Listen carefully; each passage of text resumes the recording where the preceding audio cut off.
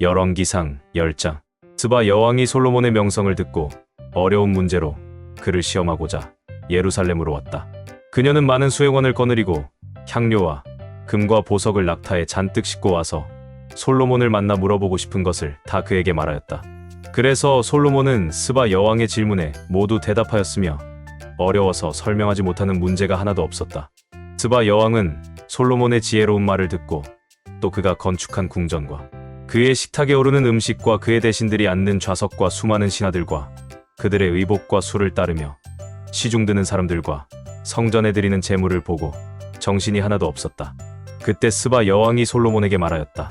내가 내 나라에서 당신의 업적과 지혜에 대해 들은 소문이 모두 사실이군요.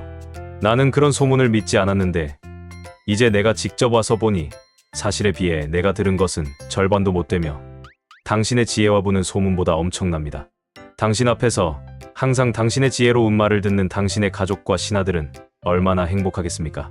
당신의 하나님 여호와를 찬양합니다.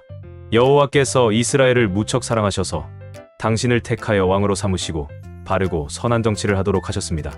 그러고서 스바 여왕은 자기가 가져온 약 4톤의 금과 아주 많은 향료와 보석을 솔로몬 왕에게 선물로 주었는데 솔로몬은 그처럼 많은 향료를 다시는 받아보지 못하였다. 히람 왕의 배들이 오빌에서 금을 실어올 때 많은 백단목과 보석도 함께 실어왔다. 그래서 솔로몬 왕은 그 백단목으로 성전과 궁전의 난간을 만들고 성가대를 위해 수금과 비파를 만들었다.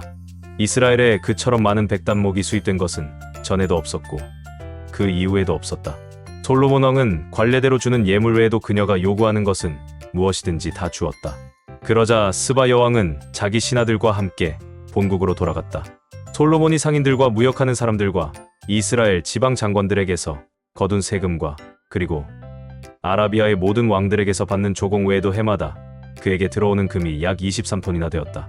솔로몬 왕은 금으로 약 3.5kg의 큰 방패 200개와 약 1.7kg의 작은 방패 300개를 만들어 레바논의 숲이라고 부르는 궁에 두었다. 그는 또 상아로 큰 왕좌를 만들어 그것을 순금으로 입혔다. 그 왕좌에는 6개의 계단이 있고 그 왕좌의 등받침 꼭대기는 둥근 모양으로 되어 있었다. 그리고 앉는 자리 양쪽에는 팔걸이가 있으며 바로 그 곁에는 사자가 한 마리씩 서 있고 또 그 6계단 양쪽 끝에는 12마리의 사자가 각각 한 마리씩 서 있었는데 이런 웅장한 왕좌는 세상의 그 어느 나라에서도 찾아볼 수 없는 것이었다. 그리고 솔로몬 왕의 술잔은 모두 금으로 만들어졌으며 레바논 숲의 궁에서 사용하는 모든 그릇도 다 금으로 되어 있었다. 그러나 그 당시의 은은 별로 소중하게 여기지 않았으므로 은제품은 만들지 않았다. 또 솔로몬 왕에게는 히람의 배들과 함께 다시스로 왕래하며 무역하는 상선도 있었다. 그 상선들은 금, 은, 상아, 원숭이, 공작새를 잔뜩 싣고 3년마다 한 번씩 이스라엘 항구로 돌아왔다. 솔로몬 왕은 세상의 그 어느 왕보다도 부유하고 지혜로웠으므로 세상의 모든 사람들이 솔로몬을 찾아와서 하나님이 그에게 주신 지혜에 대하여 듣고 싶어 하였다. 그래서 사람들은 해마다 선물을 가지고 찾아왔다. 그 선물들은 금은 제품, 의복, 무기, 향료, 말, 노새와 같은 것들이었다. 솔로몬은 1400대의 전차와 12000명의 마병을 확보하여 일부는 예루살렘의 왕궁에 두고 나머지는 여러 전차성에 배치하였다. 그 당시에 예루살렘에는 은이 돌처럼 흔하고 객향목이 저지대에 일반 뽕나무처럼 많았다. 솔로몬은 말과 전차를 이집트에서 도매 가격으로 수입해들였다. 전차 한 대의 값은 약 6.8kg이었고 말 한 마리의 값은 약 1.7kg이었다. 이렇게 사들인 말과 전차는 햇사람의 왕들과 시리아 왕들에게 다시 팔렸다. 빌립보서 1장. 그리스도 예수님의 종인 나 바울과 디모데는 그리스도 예수님을 믿는 빌립보의 모든 성도들과 감독들과 집사들에게 하나님 우리 아버지와 주 예수 그리스도의 은혜와 평안이 함께하기를 기도합니다. 나는 여러분을 생각할 때마다 나의 하나님께 감사하며 기도할 때마다 항상 여러분 모두를 위해 기쁜 마음으로 간구합니다. 그것은 여러분이 처음 그리스도를 믿을 때부터 지금까지 기쁜 소식을 전하는데 협력해왔기 때문입니다. 여러분 가운데 선한 일을 시작하신 하나님께서 그리스도 예수님이 다시 오시는 날까지 그 일을 완성하실 것을 나는 확신합니다. 내가 갇혔을 때나 기쁜 소식을 변호하고 증거할 때에도 나와 함께 하나님의 은혜를 받고 고생해온 여러분을 내가 늘 마음속으로 생각하는 것은 당연한 일입니다. 내가 예수 그리스도의 심정으로 여러분을 얼마나 그리워하는지에 대해서는 하나님이 내 증인이십니다. 나는 여러분의 사랑이 지식과 깊은 통찰력으로 점점 풍성하여 여러분이 최선의 것을 분별하고 그리스도께서 오시는 날까지 순결하고 흠없이 살며 예수 그리스도를 통해 맺는 의의 열매가 가득하여 하나님의 영광과 찬송이 되기를 기도합니다. 형제 여러분, 내가 당한 일이 오히려 기쁜 소식을 널리 전하는 일에 큰 도움이 되었다는 사실을 잊지 마십시오. 그래서 내가 그리스도를 위해 갇혀 있다는 사실이 온 경비대와 모든 사람에게 알려졌습니다. 내가 갇혔기 때문에 주님을 믿는 대부분의 신자들이 자신감을 가지고 두려움이 없이 더욱 담대하게 하나님의 말씀을 전파하게 되었습니다. 어떤 사람들은 시기와 다툼으로, 또 어떤 사람들은 좋은 뜻으로 그리스도를 전하고 있습니다. 좋은 뜻으로 전하는 사람들은 내가 기쁜 소식을 변호하기 위해 임명되었다는 것을 알고 사랑으로 그리스도를 전하고 있습니다. 그러나 어떤 사람들은 순수한 동기로 그리스도를 전하지 않고 갇혀있는 나를 더욱 괴롭힐 생각으로 이기적인 야심에서 그리스도를 전하고 있습니다. 그러나 그릇된 동기에서든 참된 동기에서든 어쨌든 전파되는 것은 그리스도이므로 내가 기뻐하고 앞으로도 기뻐할 것입니다. 나는 여러분의 기도와 예수 그리스도의 성령의 도우심으로 나에게 일어난 일이 내 구원이 될 것을 알고 있습니다. 나의 간절한 기대와 희망은 내가 어떤 일에서도 부끄러움을 당하지 않고 전과 같이 지금도 큰 용기를 가지고 살든지 죽든지 언제나 그리스도를 높이는 것입니다. 이것은 내게 사는 것이 그리스도이므로 죽는 것도 유익하기 때문입니다. 그러나 내가 육신으로 사는 이것이 내 수고의 열매를 뜻한다면 나는 생사간에 어느 것을 선택해야 할지 모르겠습니다. 나는 이 둘 사이에 끼어 있습니다. 내가 이 세상을 떠나 그리스도와 함께 있는 것을 원하고 또 그것이 훨씬 더 좋지만 여러분을 위해 내가 이 세상에 계속 머물러 있는 것이 더욱 필요합니다. 나는 여러분과 함께 계속 머물면서 여러분의 믿음을 키우고 기쁨을 누리게 할 수 있으리라고 확신합니다. 그래서 내가 다시 여러분에게로 가게 되면 나 때문에 그리스도 예수님 안에서 여러분의 자랑스러운 기쁨이 넘칠 것입니다. 여러분은 그리스도의 기쁜 소식을 믿는 사람답게 생활하십시오.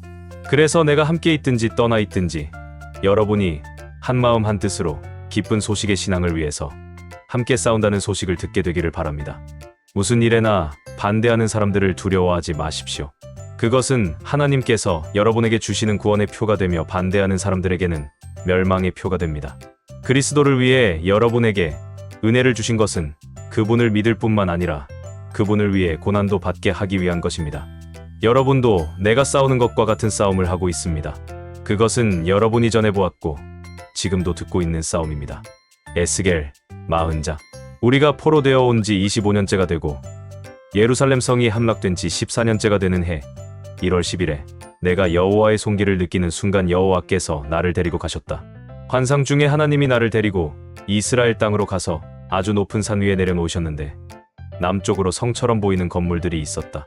그가 나를 데리고 그리로 가시기에 내가 보니 형체가 노처럼 빛나는 어떤 사람이 손에 삼줄과 측량 장대를 가지고 문에 서 있었다. 그때 그가 나에게 말하였다. 사람의 아들아, 너는 내가 너에게 보여주는 모든 것을 눈으로 보고 귀로 듣고 마음으로 생각하라. 이것 때문에 내가 너를 이리로 데리고 왔다. 너는 내가 본 모든 것을 이스라엘 백성에게 말해야 한다. 내가 보니 성전과 그 주변에 담이 있었고 그 사람의 손에는 측량하는 장대가 있었다. 그 장대의 길이는 약 3.2m였다. 그가 그 담을 측량하니 두께와 높이가 다 같이 한 장대, 곧 3.2m였다. 그런 다음 그는 동쪽으로 향하고 있는 문으로 갔다. 그가 층계를 올라 문지방을 측량하니 그 길이가 3.2m였다. 문지방을 지나 통로 양쪽에는 문지기방들이 있었으며 그것은 3.2m의 정방형이었고 방과 방 사이는 2.6m였다. 그리고 이 방들을 지나면 또 하나의 문지방이 있는데 길이가 3.2m이며 그 앞에는 현관이 있었다. 그가 이 현관을 측량하니 길이가 4.2m이며 현관 앞에는 격기둥이 있었다. 그 격기둥의 폭은 약 1m이고 현관은 성전을 향하였다. 동문의 이 문지기방들은 통로 양쪽에 각각 3개씩 있었으며 그 크기가 똑같았고 그 방들 사이에 있는 벽의 크기도 다 같았다.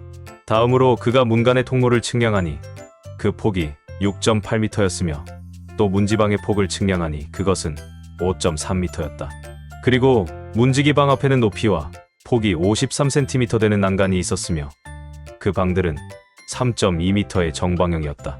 그 다음으로 그는 문간의 폭을 측량하였는데 문지기 방 이쪽 지붕 끝에서 맞은편 문지기 당 저쪽 지붕 끝까지 13.1m였다. 그가 또 성전뜰을 향하는 현관 폭을 재어보니 10.5m였다. 그리고 바깥 문지방에서부터 현관 앞까지 문간 전체의 길이는 26.3m였다. 또 현관과 모든 문지기 방의 바깥 벽과 그 방들 사이에 있는 안쪽 벽에는 조그마한 창이 있었고 현관 양쪽 기둥에는 종려나무가 새겨져 있었다. 다음으로 그는 나를 데리고 바깥들로 들어갔다. 담을 배경으로 30개의 방이 있었고 그 방들 앞에는 널쩍한 돌들이 사방 깔려 있었는데 이것은 문간 좌우측에까지 깔려 있었으며 그 폭은 문간 길이와 같았다. 그리고 이 돌들이 깔린 바깥들은 안뜰보다 낮은 위치에 있었다. 그가 바깥뜰 문간과 그보다 높은 위치에 있는 안뜰 문간의 사이를 측량하니 그 거리가 52.5m였다. 다음으로 그는 바깥뜰로 들어가는 북쪽 문을 측량하였다. 문간 전체의 길이는 26.3m이고 그 폭은 13.1m였으며 통로 좌우측에 각각 방이 3개씩 있고 그 방들 사이에 벽도 있으며 그 앞에는 현관도 있었다. 그 모든 것의 크기는 동쪽 문과 똑같았고 또 창과 현관의 길이와 폭이며 현관 기둥에 새겨진 종려나무도 동쪽 문과 똑같았다. 그리고 그 문간으로 올라가는 7계단이 있었으며 그 문간의 제일 안쪽에는 현관이 있었다. 안뜰에도 동쪽과 마찬가지로 북쪽 문과 마주보는 문 하나가 있었다. 그가 이 두 문 사이를 측량하니 그 거리가 52.5m였다. 다음으로 그는 나를 데리고 남쪽으로 갔다. 거기에는 남쪽으로 향한 문이 있었다. 그가 그것을 측량하니 그 크기가 다른 문과 똑같았다. 이 문간의 현관과 방과 벽에도 다른 문간처럼 창이 있었으며 그 문간 전체 길이는 26.3m이고 그 폭은 13.1m였다. 또 그리로 올라가는 7계단이 있고 그 문간의 제일 안쪽에는 현관이 있으며 현관 양쪽 기둥에는 종려나무가 새겨져 있었다. 안뜰에도 남쪽으로 향한 다른 문이 있었는데 그가 이 문과 맞은편 문 사이를 측량하니 그 거리가 52.5m였다. 다음으로 그는 나를 데리고 남문을 통해 안뜰로 들어갔다. 그가 안뜰의 남쪽 문간을 측량하니 다른 문간과 크기가 똑같았다. 문지기 방과 현관과 내부 벽의 크기도 다른 문간과 똑같았으며 그 문간에도 방과 벽과 현관의 창이 나 있었다. 그 문간의 전체 길이는 26.3m이고 그 폭은 13.1m였다. 그 현관은 바깥뜰로 향하였으며 현관 좌우측의 기둥에는 종려나무가 새겨져 있었고 이 문으로 올라가는 8계단이 있었다. 다음으로 그는 나를 안뜰 동쪽 문으로 데리고 갔다. 그가 그 문간을 측량하니 다른 문간과 크기가 똑같았다. 문지기 방과 현관과 내부 벽의 크기도 다른 문간과 똑같았으며 방과 현관과 벽에는 창이 나 있었다. 그 문간 전체 길이는 26.3m이고 그 폭은 13.1m이며 현관은 바깥뜰로 향하였고 현관 좌우측의 기둥에는 종려나무가 새겨져 있었으며 이 문으로 올라가는 8계단이 있었다. 다음으로 그는 나를 데리고 북문으로 갔다. 그가 그 문간을 측량하니 다른 문간과 크기가 똑같았다. 다른 문간과 마찬가지로 거기에도 문지기 방과 현관과 내부 벽이 있고 거기에 창이 나 있었으며 그 문간 전체의 길이는 26.3m이고 그 폭은 13.1m였다. 그 현관은 바깥뜰로 향하였으며 현관 좌우측의 기둥에는 종려나무가 새겨져 있었고 이 문으로 올라가는 8계단이 있었다.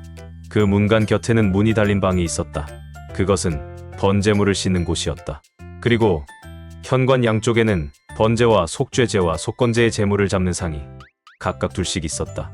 또 현관 바깥에도 4개의 비슷한 상이 놓여 있었는데 그것은 북쪽 문간 입구 양쪽에 각각 2개씩 있었다. 그래서 제물을 잡는 상은 모두 8개였다. 4개는 현관 안에 있었고 4개는 현관 바깥에 있었다. 또 다듬은 돌로 만든 4개의 번제용 상이 있었다. 그 상의 길이와 폭은 79cm이고 높이는 53cm였다.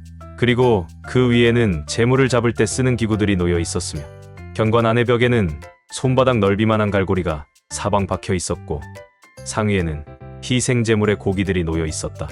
안뜰에는 2개의 방이 있었는데 북문 곁에 있는 방은 남쪽으로 향하였고 남문 곁에 있는 방은 북쪽으로 향하였다.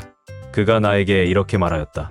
북문 곁에 있는 방은 성전을 맡은 제사장들을 위한 것이고 남문 곁에 있는 방은 제단을 맡은 제사장들을 위한 것이다.